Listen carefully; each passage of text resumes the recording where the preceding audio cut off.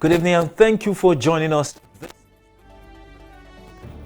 And Television Authority NTA Ilorin, I am Tanya Jara. Let's take a look at the news highlights tonight. Nigeria troops rescue 180 kidnapped victims, arrest 450 bandits across Nigeria in September. Nigeria's 65th independence anniversary and the journey so far will be the focus of our discussion tonight. Stay tuned. And of course, news from the world of entertainment and sport. We will be right back.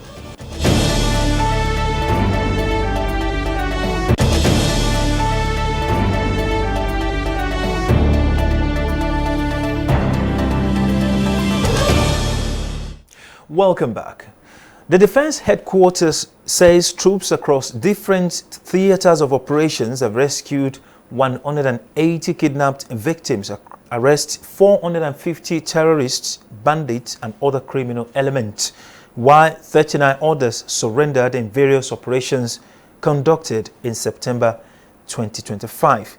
A statement by the Director, Defense Media Operations, Major General Marcus Kengie, notes that troops also recovered 63 arms, 4,475 rounds of ammunition, while troops of Operation Delta Save destroyed 41 illegal refining sites and foiled oil thefts valued at over 100 million naira.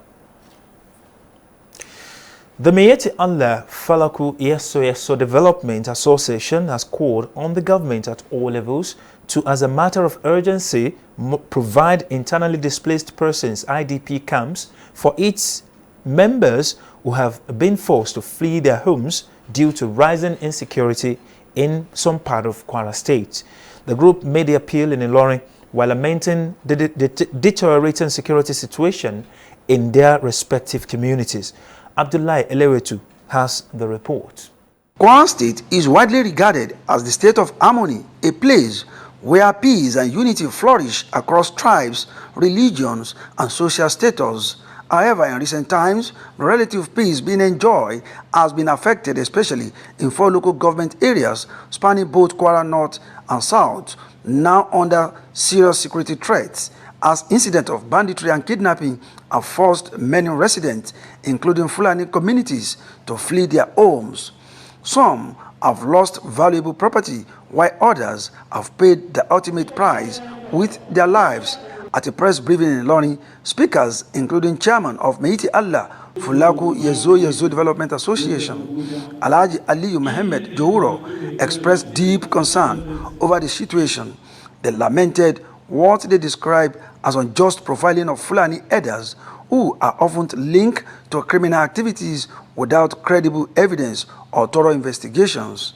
We call for the meeting to sensitize our people on how they should be disseminating information to the relevant security agencies, because whatever we will do as an association, we have to do it within the context of our law. At the time they say it's herdsmen that does that, at the end of the day, when the arrest was made, they do investigation, they find out that Fulani has nothing to do with it.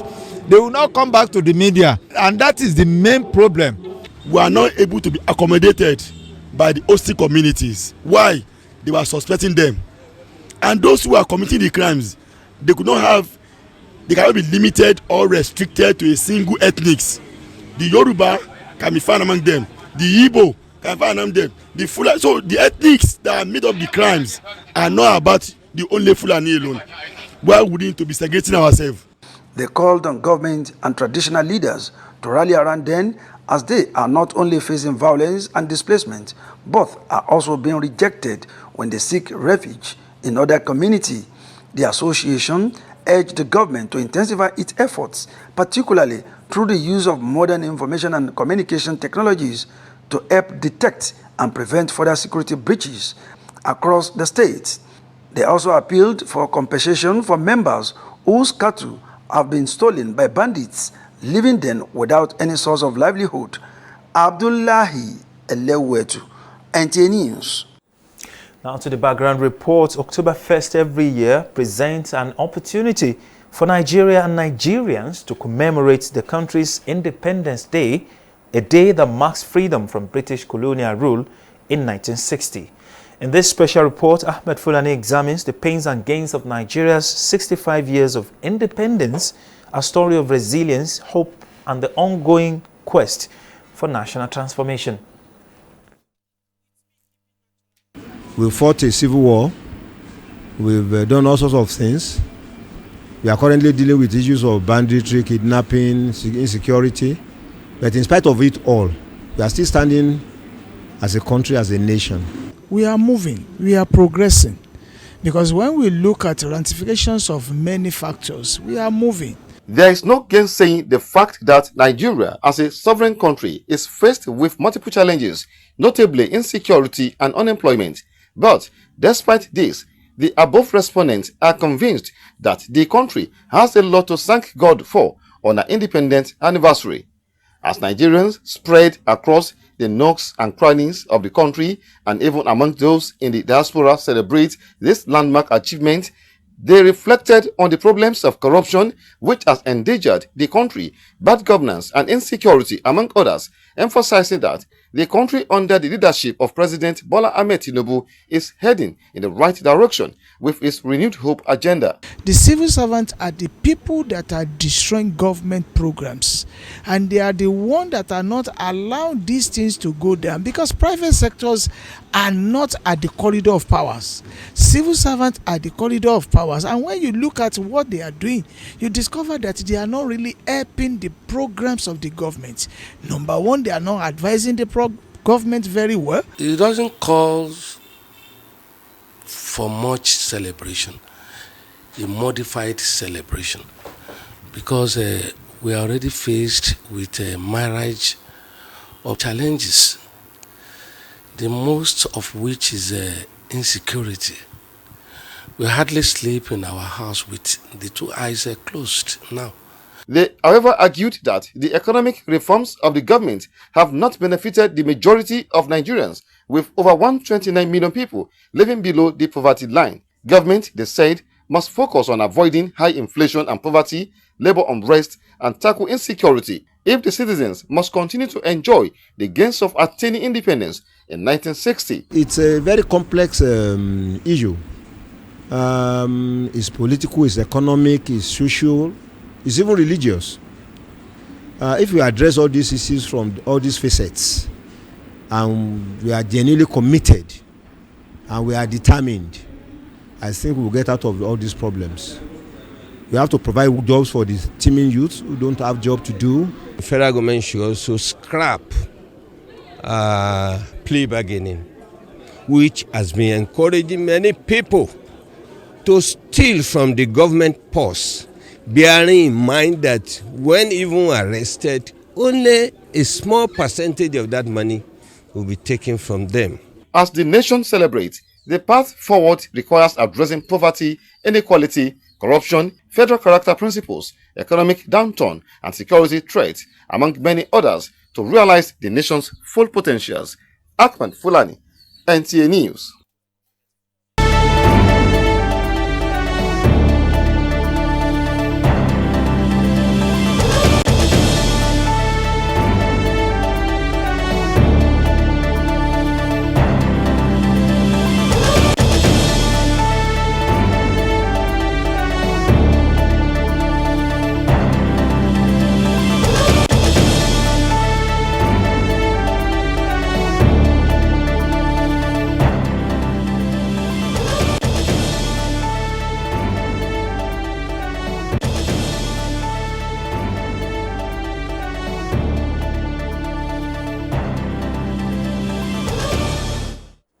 If you're just joining, this is Weekend Report, and it's about time for us to go into the discussion proper. Tonight, we are looking at 65 years of Nigeria's independence and the journey so far. We have with us on set Alhaji Shola Mose, a public affairs analyst and a critic, I would say, you know, on a very positive side. It's nice to have you join us tonight. Thank you very much. Thank you so very much. Good evening. Good evening, sir. We're happy to have you on. Yeah, thank you. All right, so Nigeria got our independence from colonial rule 65 years ago. I don't know, probably Nigeria is older than you, or you are older than Nigeria. I'm older than Nigeria. For real? Okay, so we'll come back to that. Okay. What you should be able to tell us what the mood was back then in October 1st, 1960. What was the mood like? Yeah, you see, when we were given independence, when the founding fathers were handed over Nigeria, we have Chief Awolowo, Nnamdi Azikiwe, Tafawa Balewa, and host of others. Bello and some others. Now, the expectation was that we were going to get it right. That was the expectation. That was the expectation of Nigerians. Then we had leaders that are passionate about people. Talk of education, they gave it to Nigeria. Not only education, quality education. Nnamdi Azikiwe and most of them were really passionate about what Nigeria would be, and what Nigerians too would be in terms of welfare and proper care, to indicate that independence is really reflected in the policy and polity. Okay. But after them, there were a lot of military intervention before the civil government again. Or even if we talk of military intervention, they were still Nigerians. Okay. Those who were in the in khaki were Nigerians. Okay. You get it? So, but the question is, at 65, have we reached where we're supposed to reach? All right, so this brings me to the next one. Yes. What would you say the goals of striving for freedom from colonial grip? Because, you know, we had nationalists back then, those who strived, who toiled so hard to ensure that we actually achieved that independence. And boom, 1960, yes, we achieved it. You see, that time, we had what we call nationalists. Okay. Those who are bothered about the nation. All right. Not about personal aggrandizement, like we have in the current situation. Underlined. Yes. Talk of any of these sectors, they want to make sure Nigeria feel the pulse of all those things. You get it? Because they are nationalists. Nationalists is different from power grabber. Okay. You get it? All right. A nationalist will be bothered about the people. Okay. But the power grabbers will be about their personal positions. Pause. Okay. Position and personal pause. And that's what characterizes what we have in Nigeria of today. Okay. We get at 65, we don't get light.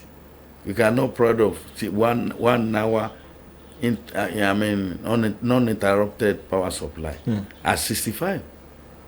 Our education is not what... When I was young, I used to shout, chant, up NEPA. Even before then. The day I felt bad was actually the day my son also said, up NEPA. You see now, I'm like, okay, so... And there should be a departure of that. Okay. When we took independence, okay, it was ECN. I don't know whether you are alive there. ECN was NEPA. Okay. What is now NEPA, Disco, IBTEC, it was ECN, Electricity Corporation of Nigeria. Okay. And under a very good leadership, it was functional. You get it? Okay. At our age, at 65, if you look at it, you do some research, you discover that it's not our system that is bad. It's the drivers of those systems. Okay. You get it? Okay. And then there's one paper I present in caterpillar theory. Okay. When you buy a new caterpillar, okay, if you don't have very good driver, it's like you don't have caterpillar. That is typical of Nigeria. As we speak. As we speak. Now, you've talked about the fact that there's the difference between nationalists and power grabbers. Yes. And you've also talked about the system and the drivers of the system.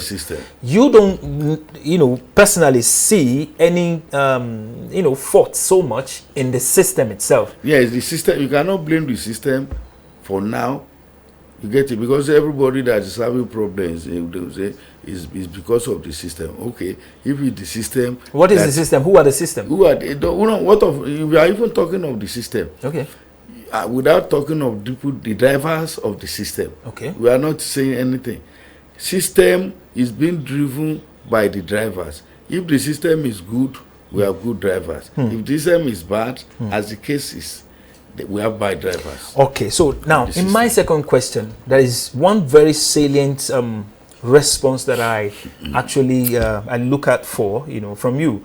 Now, striving for freedom from colonial grip, since then, and attaining, would you say we have actually achieved, the self-rule that we have clamored for in the last 65 years? Self-rule in the sense that we are actually absolutely independent. There is no self-rule that has no rule of law.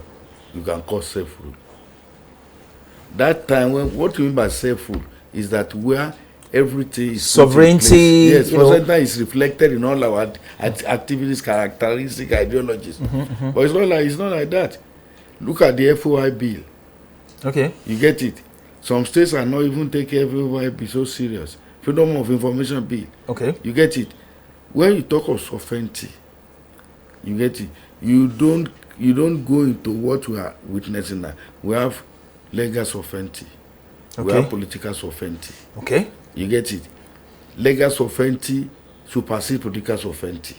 Okay. Why?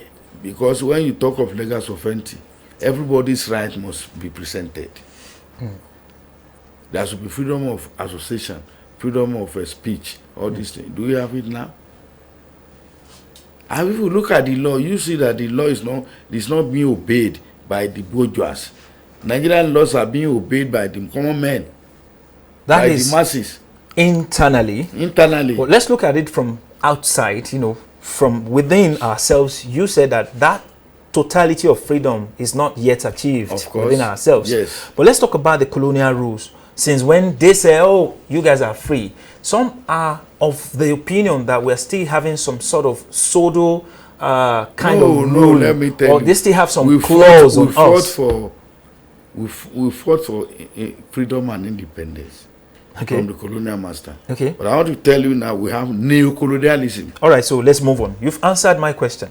Now, despite pockets of challenges we have myriad of them. Yes. But okay, so let's say pocket of challenges confronting the nation. Nigeria still remains one indivisible and developing nation 65 years after independence. Is this worthy of celebration? No, listen, we are talking about a nation that is formed, that is amalgamated, by some colonialists, and they pull us together. Remember, we have some African countries like that, or even outside the African continent, we have some nations like America and some other countries around the world. We have Ethiopia there, amalgamated. We have the other people. If you look at other nations across Africa, you see that they are not actually one tribe, except you talk about the Somali people who are just one tribe, one people. You understand? Yes. So Nigeria being formed, we have the Igbos and those under that big umbrella. We have the Yoruba and those that we could say, okay, these are also part of Yoruba people. And then we have Hausas, we have Fulanis and the rest of them. This, since 1965, have been one indivisible, I would say, literally. Don't you think this is worth being celebrated? No, it does not worth celebrating. Tell me more. No, because there are two reasons why I demolished that demonstration. Yes. You see, where common man has no independence. You get it? Then you are talking of amalgamation. In Nigeria, it is politics of ethnicity. As we speak. As we speak. So where is the amalgamation? It's a cause. Then where is one as entity? In a democratic setup, they will say one tribe cannot be president. You get it?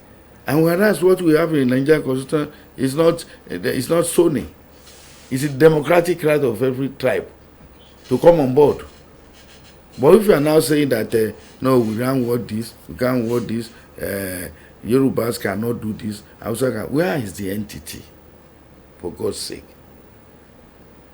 Where is the entity, for God's sake? We have got to the situation whereby We don't need anything about tribal politics, but competence. You get it?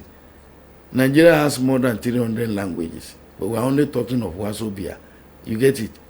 Now, that alone is something. Tell me, your child stays in Anambra State. Okay. Can he be offered admission to university?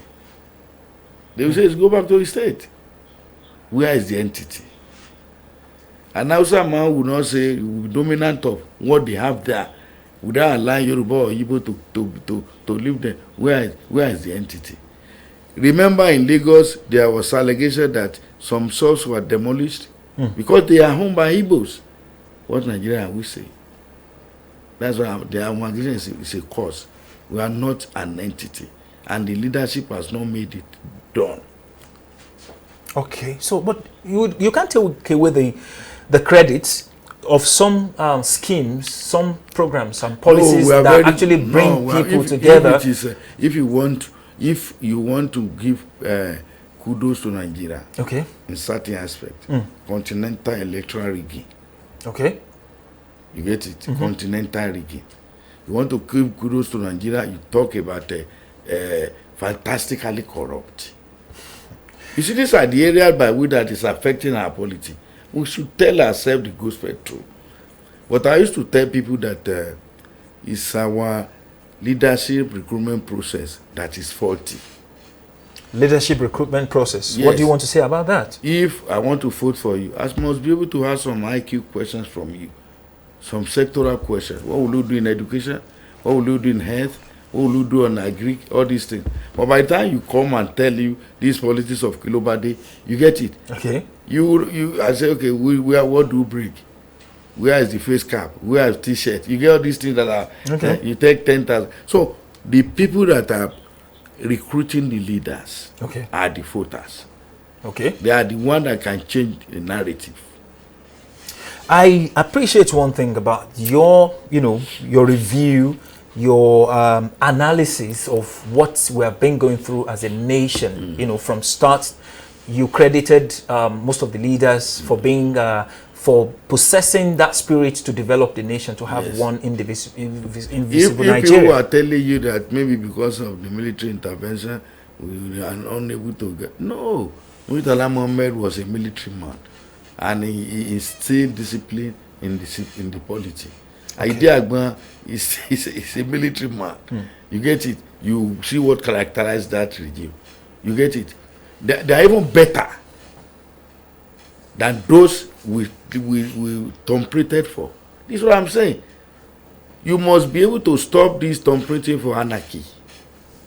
All right. So how do we then overcome these challenges? No challenges. You've talked about corruption, you've talked about bad leadership, you've talked about those things, the freedom that is not totally attained even individually, and you've talked about agricultural economy. So how do we as a collective we need informed leadership. And how would that come up? It depends on me and you. Okay. We have to recruit leadership of conscience. So that your child will not tell you one day and say, Daddy, why don't you die for the cause so that the future will be better for them? You get it? We should be able to handle our destiny in our own hand. How? We vote for leaders without any condition. Okay. Don't ask. This money politics is killing the polity. And that is why all our sectoral problems are coming up. School, education, go to most of the hospitals. You don't get what the masses don't get what they want. You get it? And there will be a lot of propaganda on that. You'll be hearing of billions here and there without any positive impact on the people. Do we continue like this? And you say we are independent. Where is the independence? Where are those dividends of that independence? How can we say, okay, we are independent when I cannot live well in northern area or in southern or southeast or south side? You get it? Finally, what should be the role of government and the people in achieving a truly independent truly independent and prosperous Nigeria in line with the dreams of the nation's founding We should fathers? have leaders with sincerity of purpose. One. You get it? Okay. You have to be accountable to the people that put you there. You have to look, you see, collectivism in governance. Okay. It's very important. You don't undermine or underrate anybody. What I would do, leaders are to come up and say, okay, what do you need? Not what I will give you. Which characterize the current dispensation. Nationally, nationally or statewide? The fault is bottom top. Oh, not even top Yes, to bottom. it's bottom top. So we have to change the narrative. Those of us that are just speaking here and there, this and that, they look at us as a different scenario. Whereas we should not keep quiet. You get it? Silence is a crime in an unjust society. Silence is a crime in an unjust society. That is the final statement on this show from Alhaji Shola Mose, a public affairs analyst, and Michael. Thank you so very much for having you on the show today. All right, it's been Weekend Report from the Nigerian Television Authority. Moving on now to other segments of the show. Entertainment it is. Popular Nigerian singer Adekunle Gold has released his 6th studio album titled Fuji, a tribute to the Nigerian music genre that shaped his sound and upbringing. Motiat Olushola is our guide on entertainment world. In an interview with Apple Music, Gold described Fuji as the sound of Lagos, recalling how the genre rooted in Yoruba oral tradition was a constant part of his childhood. Gold added that the album blends traditional genres like Akbala, Tungba, and Fuji with modern Afrobeat. He noted that tracks such as Big Fish recount his rise in the music industry, while Believe and My Love Is the Same explore love and family. In another development, music legend Innocent Idibia, popularly known as Two-Face, has dismissed rumors circulating online that he was arrested in London following an alleged domestic incident with his wife, Natasha Osawaru. In a video posted addressing the speculation on social media, the singer clarified that his absence from a scheduled UK tour performance on October 2nd, 2025 was due to a medical emergency and not a domestic altercation with his wife. Frustrated by the business allegations, Baba implored people to verify facts before sharing them publicly, saying, "If una no sabi something, make una no talk abeg." Motiat Olushola, NTA News. And now sports. Super Falcons forward Ifeoma Onumanu has announced her retirement from football, bringing to an end a professional career that spanned more than a decade across the United States, France and Nigeria. Abdulafiz Alaya, beg your pardon, is our guide on Sports World. In a statement shared on Instagram in the early hours of Saturday, the 31-year-old expressed gratitude for her journey, describing her retirement as a natural conclusion to a lifelong discovery that began at the age of 8. Onumunu said that passion for football guided her for 22 years and culminated in unforgettable moments on both club and international stages. The American-born striker, who made her senior debut for Nigeria in 2021, was part of the country's 2023 Women's World Cup squad and also represented the Super Falcons at the 2024 Olympic Games in Paris. In another story, Alex Iwobi has written his name in the history books as the joint highest Nigeria appearance maker in Premier League history. He equaled Sola Ameobi's record of 298 matches when he started for Fulham against Bournemouth at the Vitality Stadium on Friday night. The Super Eagles midfielder's milestone comes just 2 days after his club celebrated Nigeria's 65th Independence Day anniversary with a vibrant gathering at their training ground, where Fulham wore green jerseys to mark the occasion. That sports story is the conclusion of the bulletin on Weekend Report from NTA Ilorin. Thanks for being there from the start till now. Join us again next week for more. Good night.